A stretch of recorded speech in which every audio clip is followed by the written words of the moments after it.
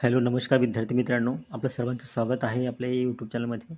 विद्यार्थी मित्रांनो, तुम्हा सर्वांसाठी एक आनंदाची बातमी आहे की MPSC राज्यसेवा पूर्वपरीक्षेच्या पदसंख्येत वाढ करण्यात आलेली आहे आणि MPSCकडून हा विद्यार्थ्यांसाठी मोठा दिलासा आहे.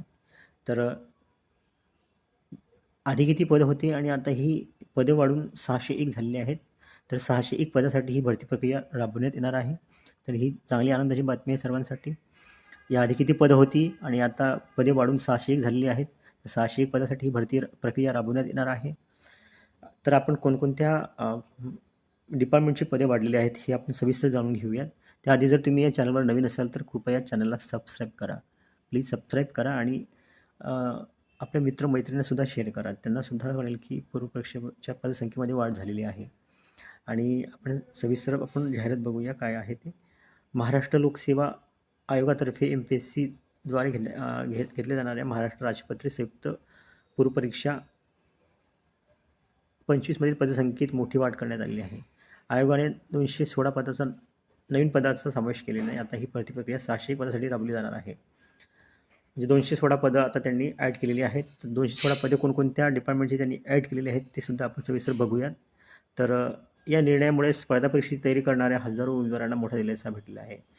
ॲक्च्युली कोणता दिलासा भेटला आहे अजून आपल्याला समजेलच आणि कोणत्या डिपार्टमेंटमध्ये त्यांनी पदाची वाढ केली हे सुद्धा तुम्हाला समजेलच. आता आयोगातर्फे 9 नोव्हेंबर 2025 रोजी होणाऱ्या महाराष्ट्र राजपत्रित संयुक्त पूर्वपरीक्षा 25 परीक्षेसाठी 18 मार्च 2025 रोजी जाहिरात प्रसिद्ध केली होती.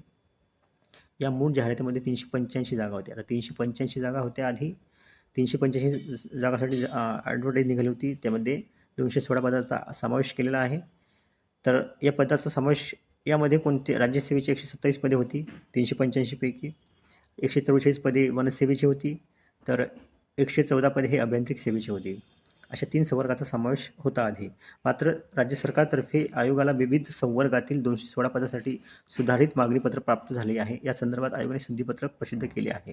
त्यानुसार राज्यसेवेत 23 स्थापत्य, आता वाढणारे पदे कोणते बघा. 23 स्थापत्य म्हणजे अभियांत्रिकी 23 स्थापत्यसाठी वाढलेत. अभियांत्रिकीमध्ये 182 वाढलेले आहेत आणि विद्युत अभियांत्रिकीमध्ये 11 नवीन पदाचा समावेश केलेला आहे. असे एकूण 216 पदं वाढलेली आहेत. त्यामुळे आता हा एकूण पदसंख्या 385 वरून 601 वर आलेली आहे.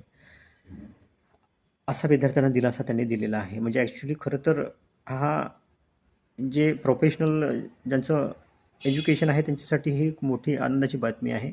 पण जी जनरल प्लेन ग्रॅज्युएट आहे त्या विद्यार्थ्यांसाठी कोणता दिलासा मिळालेला नाही आहे.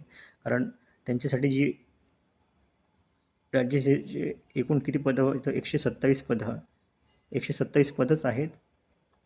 या 127 पदामध्ये कोणताच वाढ झालेली नाही आहे. म्हणजे जे कॉमन विद्यार्थी आहेत जे की प्लेन ग्रॅज्युएट आहेत त्यांच्यासाठी 127 पदासाठीच आहेत. तर बाकी जे प्रोफेशनल एज्युकेशन आहे त्यांच्यासाठी ही आनंदाची बातमी आहे. तर सरकारने इकडे सुद्धा लक्ष द्यावं. 127 पदं म्हणजे राज्यसेवेची अगदी खूप कमी आहेत. यांच्यामध्ये जर वाढ झाली तर फारच चांगलं आहे. आता येत्या काही दिवसामध्ये होण्याची शक्यता आहे. हा एक म्हणजे विद्यार्थ्यांना दिलासा नसून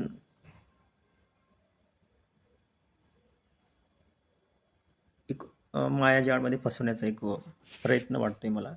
अभियांत्रिकी विद्यार्थी किंवा स्थापत्य विद्यार्थी यांच्यामध्ये कॉम्पिटिशन खूप कमी आहे. कारण यांची एक्झाम देण्याची संख्या खूप कमी असते. फक्त इथे जे 127 पदं आहेत इथे लाखो विद्यार्थी अभ्यास करणारे आहेत. तर इथे पदसंख्या वाढवली राज्यसेवेच्या या 127 पदामध्ये पदसंख्या याच्यावर आणखी वाढवली तरच विद्यार्थ्यांना पुढे दिलासा मिळणार आहे.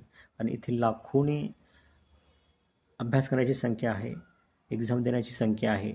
तर इथं जर पदसंख्या वाढवली तर नक्कीच विद्यार्थ्यांना दिलासा मिळेल असं मला वाटतं. बाकी तुम्ही मला कॉमेंट बॉक्समध्ये सुद्धा सांगू शकता की हा तुम्हाला दिलासा वाटला आहे का खरंच. संयुक्त पूर्वपरीक्षेच्या पदसंख्येत वाढ होणे ही आमच्यासारख्या अनेक वर्षापासून तयारी करणाऱ्या विद्यार्थ्यांसाठी अत्यंत दिलासादायक बाब आहे. हा विद्यार्थीचं एक इथं मनोगत दिलेलं आहे.